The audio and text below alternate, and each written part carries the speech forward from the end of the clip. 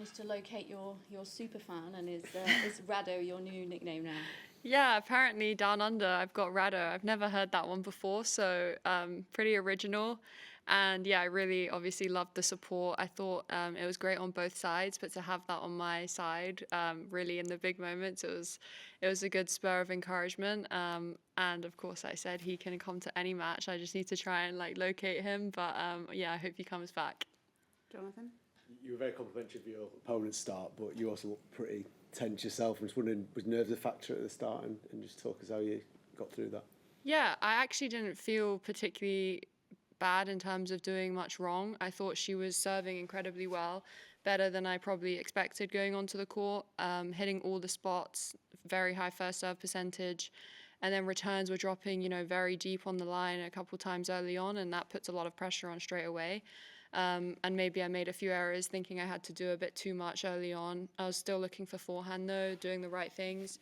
I didn't think I was particularly tense. I was just very happy with how I kept competing, and it was a really important game at 2-4 to hold, having saved a couple break points at 15-40. And after that, I think it was a combination of me finding my feet, my movement, dominating a bit more, and also a few errors from her, and both of that helped, and I ended up having a pretty good run of games.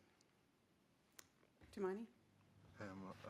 You were pretty vocal today in terms of fist pumping and cheering yourself on. Just curious, in a situation like that, after being down early on, a player you're not familiar with, I guess how helpful was that just to kind of bring your energy up and kind of spur you on?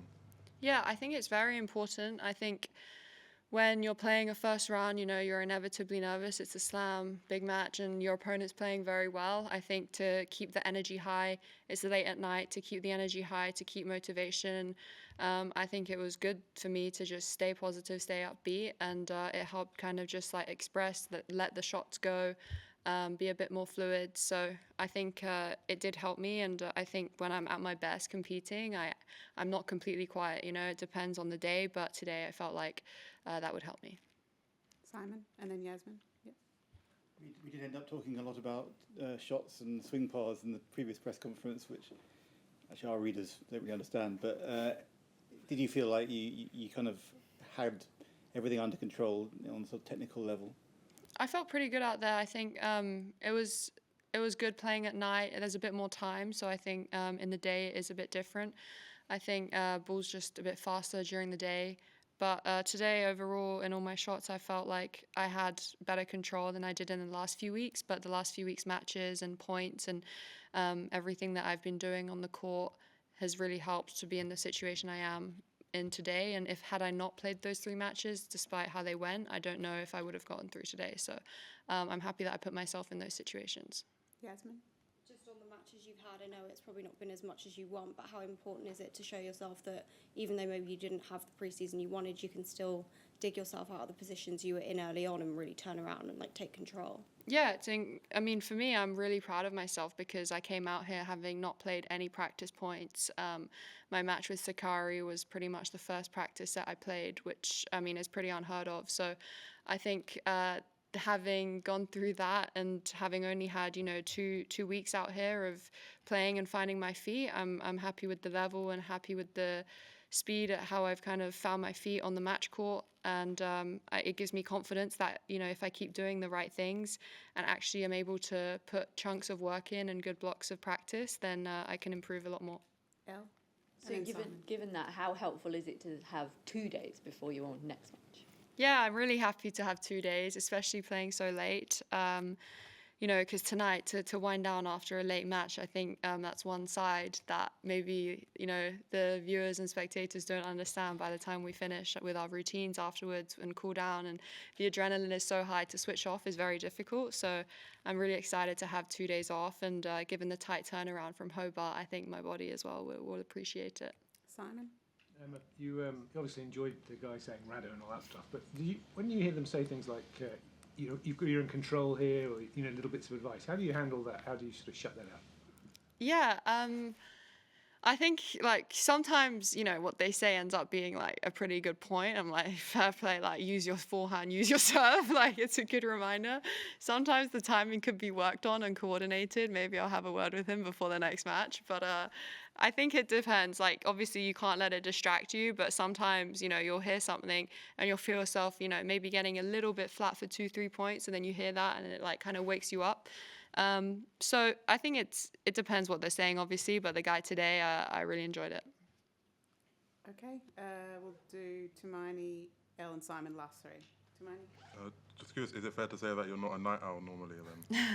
I flip. I'm a night owl, but not like to play, you know? I'm a night owl to do other things and just like have Emma time. But I've been trying to train myself to be better in the night. Like last night I practiced late, and it's just good to kind of feel the day, because that's half the battle for me, to be honest, is like just how to arrange the day, when to switch on, when to switch off. And I've gone through quite a few trials of, you know, what works, what doesn't work. But today I actually felt really good before the match, and it helped that the match before, you know, it didn't take very long. So I wasn't on too late.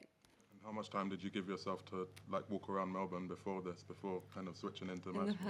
Yeah, I had a very chill breakfast, and then walked around for like 45 minutes and got back and treatment, chat with the team, and then just took a nap and came in. And, you know, I came in at 5:30 and then started with my routines, practiced at 6. But it was actually interesting because we practiced at 6 today and it was still very hot and bright outside. So it was very different conditions to last night and the match that I was playing. But nevertheless, I think yesterday's practice helped a lot. Elle?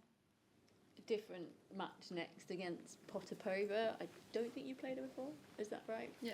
But obviously somebody who has been very highly ranked, kind of what to expect from that one. Yeah, she's been very high ranked, and I remember watching Anastasia, you know, all through juniors. She was #1 Tennis Europe, #1 ITF. I was the year below her, so I mean, she was always the player to kind of watch and beat through juniors. And you know, she's been very high ranked as well in the pros. She got through a really tough match today, so that must give her a lot of confidence. Big hitter, and I know it's going to be a really tricky one. So I need to just, you know, gather my strength and prepare as best as possible for the next match. Simon, did you have one last one? I was going to say, they got those boxes for the support team on the court, haven't they? Do you like having them that close?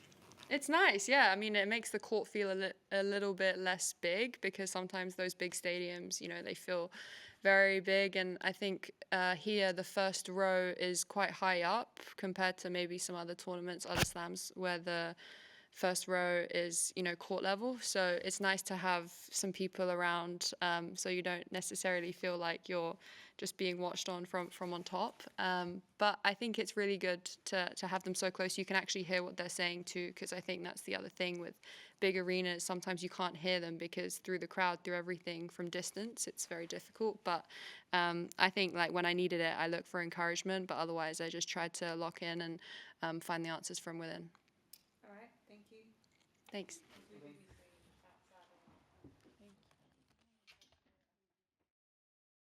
From the summer heat of Melbourne to a surf of something super cool. The Olympic Winter Games after the tennis on 9 and 9 now. It's going to be ace.